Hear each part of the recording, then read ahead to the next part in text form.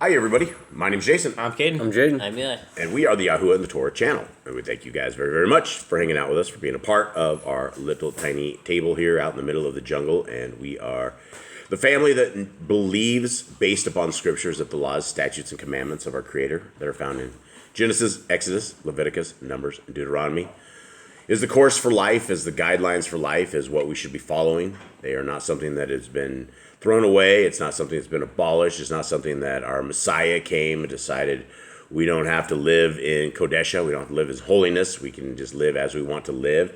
And you can do what you want to do, and you'll just have this little rapture. The rapture is going to come and get all these disobedient people. And the disobedient people are going to be taken up to a place where disobedient people go and hang out and enjoy their disobedient ways. But all of that is completely, absolutely contrary to what Scripture says. In fact, Matthew 7 says that people who are disobedient, the Torahless, are going to be told to get gone. Get out of here. Depart from me. You guys are Torahless. You do not keep my Father's laws. There's no place for you in the kingdom. There's no place for people in the kingdom who are Torah breakers. There's no place in the kingdom for those who are not seeking the ways of Yah. If we are not Yah's people, then by default we are the devil's people. And so these are what we believe, and this is what we hope that we try to get others to start considering, is that their soul is worth absolutely everything. And we have 120 years, a lot less nowadays than we used to have, to get this right with our Creator, and that is the game. Gentlemen, how you guys doing? Good. Everyone good? Anyone have any jokes? You guys want to hear a construction joke? Sure. Sorry, I'm still working on it. All right, anything else? Eli, what's your electricity joke? My friend explained electricity to me, and I was like, what? What? All right, so there we are, everyone. We're just giving you guys dad jokes. How do you know when something becomes a dad joke? It becomes apparent. Yeah. Waka, waka, waka. All right, here we go. Guys, this is Yah Scriptures. You guys, this is $64. This book is absolutely huge. You will want to get these before you cannot get these anymore. I'm telling you, once people start seeing these scriptures, they are going to be coming for them in mass. This is 103 books, completely restored names, as we are finishing the front cover now, because these are heading from India. They're being printed up, and we're finishing the front cover, and the front cover is amazing. And it's like the little soft leather stuff. It's not real leather, but it's like soft leather. It's fake leather, I guess, is what it is. It's called PU stuff. And it is really amazing. This book is very, very amazing. They will be to the States late February, early March. Guys, this is to help prisoners out. This entire ministry that we are doing right here, the reason that we are printing books is because of prisoners, and we want to get a prison ministry rolling to where we are able to give one free book for every book that is purchased, and we are able to do that. And hopefully, if anybody wants to help and grab scriptures for you and your families, this is the time to do them. If you guys are looking for a way to help the prisoners, any donations that come in through YahScriptures.com goes immediately. And we had a beautiful, wonderful sis last week. She threw in, I think, $65. That will actually purchase 2 Bibles. This will purchase 2 Bibles. We will be able to get, the second we get these scriptures in, she will send in 2 scriptures into the prisons. And I already have those 2 names. I have the people that are already ready for those, that are dying for them, that would love these. And they're running their own prison ministry inside the prison, which is it's simply amazing. And for anybody that wants to download these and take a look at Yah Scriptures, the PDF, the same version as the scriptures, is absolutely free. We are the only book manufacturer, the book people that are out there that give this away for free. It's always there for free. And so with that, let us get into our daily reading. Anyone give me a quick recap of where we are at in Judges? So it starts after Joshua dies. Judah takes over. Then we're going to go to land. They talk to Simeon, all the other tribes. Like, we'll get you guys go with us. We'll go with you and conquer your lands. Well, they don't end up all conquering all lands and going into sin. Making covenants with the people. Some of them don't get their land. Every couple of 40 years or so, we get someone leads them, brings them out of captivity. So they keep being oppressed. And then we had Othniel. He did his. We had Ehud. Then we had Deborah, and every time one of these leaders die, they go right back into sin, and they just can't stop when they don't have someone to lead them. Yeah, and well, it's the same thing that we do today in this world, right? We've neglected the laws, statutes, and commandments of our Creator. Our Creator says, if you will obey my laws, statutes, and commands, I will be your Elohim. You will be my people. That's the promise. That's the gift. That's the statement that we get. And so it has never changed. It has not changed since the beginning of creation to the end of Revelations, where we see everything up in craziness. It doesn't change. It's always the exact same. All right, here we go. Chapter 6. And the children of Yisrael did evil in the eyes of Yahuwah. And Yahuwah gave them into the hand of Midian for 7 years. And the hand of Midian was strong against Yisrael. And before the faces of the Midianites, the children of Yisrael made for themselves the refugees, which are in the mountains, and the caves, and the strongholds. And it came to be, whenever Yisrael had sown, that Midian would come up, and Amalek, and the people of the east would come up against them, and encamp against them, and destroy the increase of the land as far as Azah, and leave no food in Yisrael, neither sheep, nor ox, nor donkey. For they came up with their livestock, and their tents, coming in as numerous as locusts, and they and their camels were without number, and they came into the land to destroy it. Thus Yisrael was brought very low because of Midian, and the children of Yisrael cried out to Yahuwah. And it came to be, when the children of Yisrael cried out to Yahuwah because of Midian, that Yahuwah sent a Nabite to the children of Yisrael, who said to them, Thus said Yahuwah, Elohim of Yisrael, I have brought you up from Mitzrayim, and I have brought you out of the house of bondage. And I delivered you out of the hand of the Mitzrites, and out of the hand of all your oppressors, and drove them out before you, and gave you their land. And I said to you, I am Yahuwah your Elohim. Do not fear the mighty ones of the Amorites, in whose land you dwell. And you have not obeyed my voice. And the messenger of Yahuwah came and sat under the terebinth tree, which was in Opera, which belonged to Joash, the Abed-Zerite, while his son Gideon threshed wheat in the winepress to hide it from the eyes of the Midianites. And the messenger of Yahuwah appeared to him, and said to him, Yahuwah is with you, you mighty brave one. And Gideon said to him, O master, if Yahuwah is with us, why has all this come upon us? And where are all his wonders which our fathers related to us, saying, Did not Yahuwah bring us up from Mitzrayim? But now Yahuwah has left us and given us into the hands of Midian. And Yahuwah turned to him and said, Go in the strength of yours, and you shall save Yisrael from the hand of the Midianites. Have I not sent you? And he said to him, O Yahuwah, with what do I save Yisrael? See, my clan is the weakest in Manasseh, and I am the least in my father's house. And Yahuwah said to him, Because I am with you, you shall smite the Midianites as one man. And he said to him, Please, if I have found favor in your eyes, then show me a sign that it is you who are speaking with me. Please do not move away from here until I come to you and bring out my offering and put it before you. And he said, I shall stay until you return. And Gideon went in and prepared a young goat and unleavened bread from an ephah of flour. The meat he put in a basket, and he put the broth in a pot, and he brought them out to him under the terebinth tree and presented it. All right, so this is the reason that we actually have a dog named Gideon, is because of this forefather of ours, Gideon, who is it's different kind of a soldier, right? Different kind of a guy. I mean, he's not even a soldier; he's just a dude that's out in the middle of a field doing this stuff. What do you guys make of it? What do you guys think? Put the meat in a basket. What do you think that's all about? I don't know, maybe like cook it, maybe they ate out of a basket or something. It's like a fruit basket. They full of meat. maybe they like barbecued it and then stuck it in a basket or something and gave it to him. Yeah, maybe. Because I don't think you boil meat. If you like put something in like a basket, you get your basket all wet. It wouldn't be weird if you like take it like a pot. It says a basket, right? It had to be cooked, I think. The meat he put in a basket. Yeah, so I bet it's barbecued. I bet they like rotisseried the goat or whatever it was. I feel like it's a little bit of lack of faith here. They're like questioning Yah and stuff. Oh, he's a brave man for testing Yah, yes. There's a few people that test Yah, right? And Yah, that's the thing about Yah, is he gets it. He gets we're all humans. There's the people that, what is it? Missouri is the show me state. Is that Missouri? It's like somebody. It's like that's the I can't remember which state that is, but there's like a state in the U.S. and they the people are so.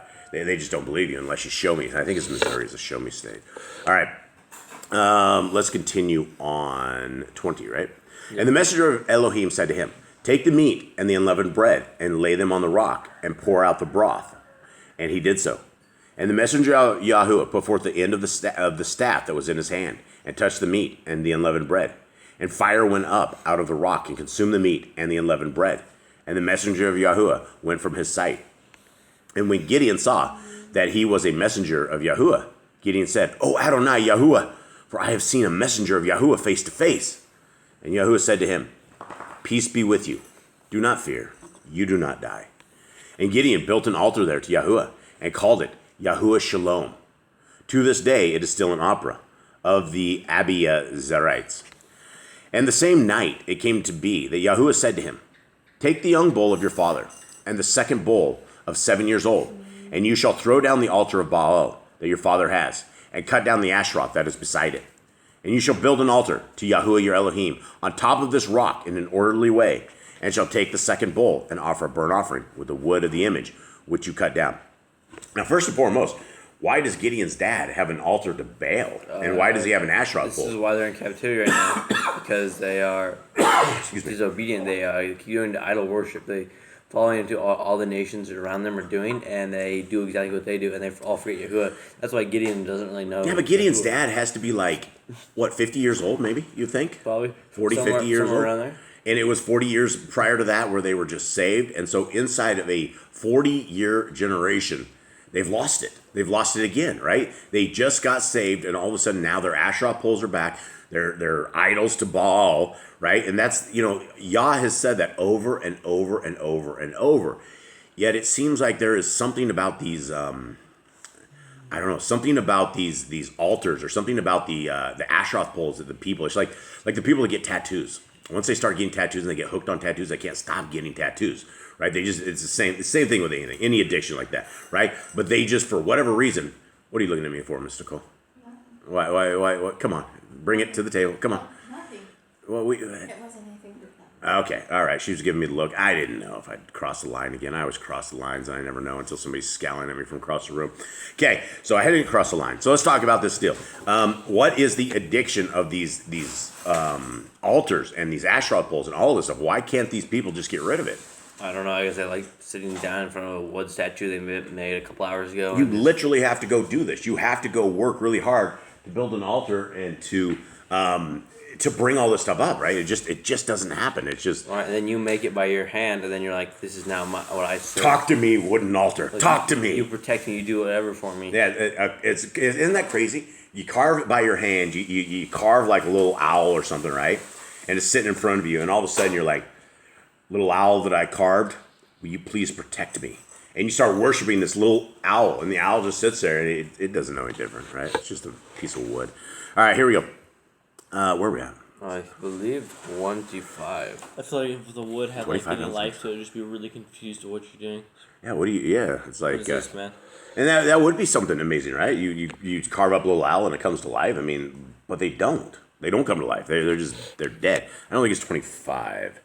Let's do 26. And you shall build an altar to Yahuwah your Elohim on top of this rock in an orderly way, and shall take the second bull and offer burnt offering with the wood and an image and of the image which you cut down.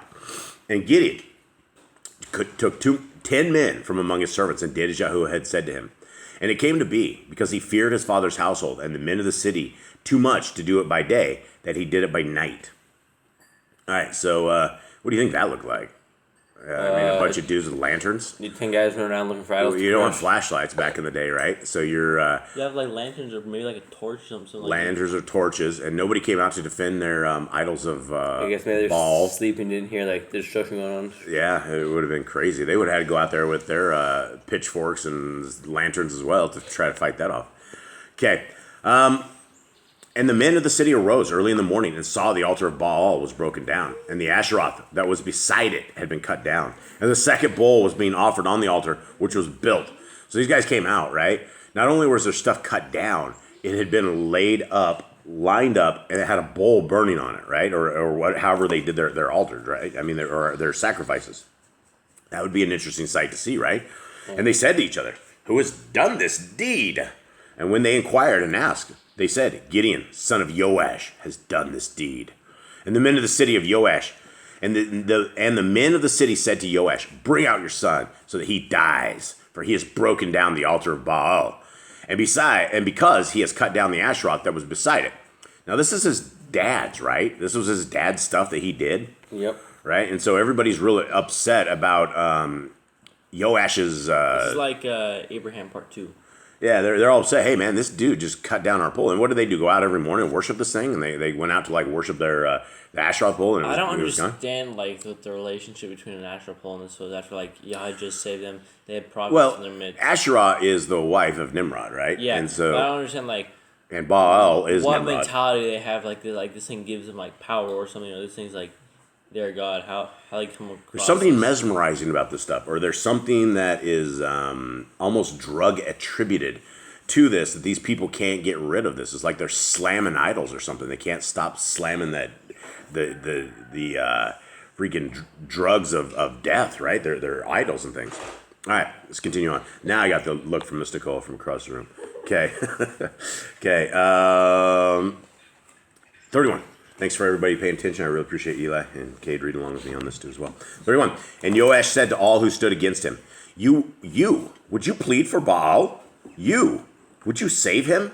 Let the one who would plead for him be put to death by morning.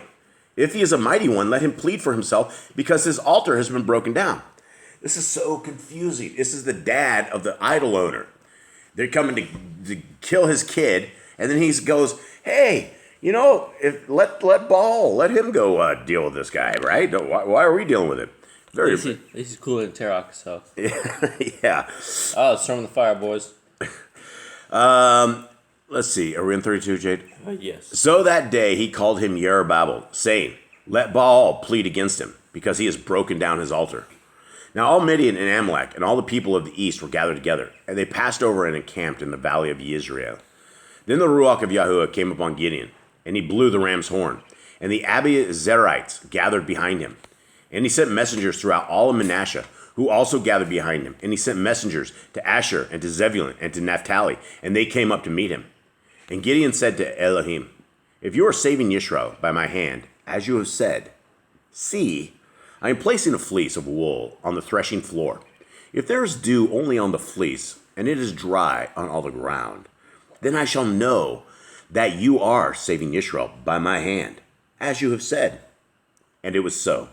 And he rose early in the next morning and pressed the fleece and wrung dew out of the fleece to fill a bowl with water. And Gideon said to Elohim, do not be displeased with me, and let me speak only this time. Please, let me try only this time with the fleece. Please, let it be dry only on the fleece, and let there be dew on all the ground. There we go. And Elohim did so that night, and it was dry on the fleece only, but there was dew on all the ground. So, there we go. A lot of wasted time. A lot of wasted time. Well, I mean, this is some faith problems, right? These are. It's crazy to see like how he was also like favored. How like Yah didn't just smote him and find the next guy because he was just faithless. Who other people in scriptures have negotiated with Yah like this? That have, kind of things. I think David has. Abraham kind of tried for Lot and the people of Sodom. Yeah, he didn't just try. Homeboy went mad on trying to get it all the way down to like under 5 people, right, or something of the sort. Starting off at like what, hundreds? 50, I think. Was it 50 or was it 100? 50. 50. Maybe they'll bring it down to 10. 50, 40, 30, 10, 5, and then still we didn't find it. There's been a lot of people that negotiate with our Creator, and our Creator is patient enough that he wants his will done, and he does what he needs to do to get it done. And sometimes we all fall with lack of faith. Sometimes we fall to a certain way. And there's no difference between these people back in these days and the people that are here today. It's the same thing. If you walk out your door, you will still see Christmas decorations. You will see the Baal, and you will see the Asheroth poles all over the place. You'll see them lined up from road to road. Pretty soon you'll be seeing them. They're going to toss their phalluses of Nimrod out in the trash. The trash guy's going to come and crush all the trees up and throw them away. It's the routine. We're in the same world where everybody has their own things they're worshiping, and it's not worshiping the Elohim of Abraham, Isaac, and Jacob. So with that, everybody, we hope that you guys have a wonderful day. We hope that you guys are getting something out of these readings. We thank you very much for being part of our family. And we hope you have a good day. We're out. All right. Yeah, Shalom.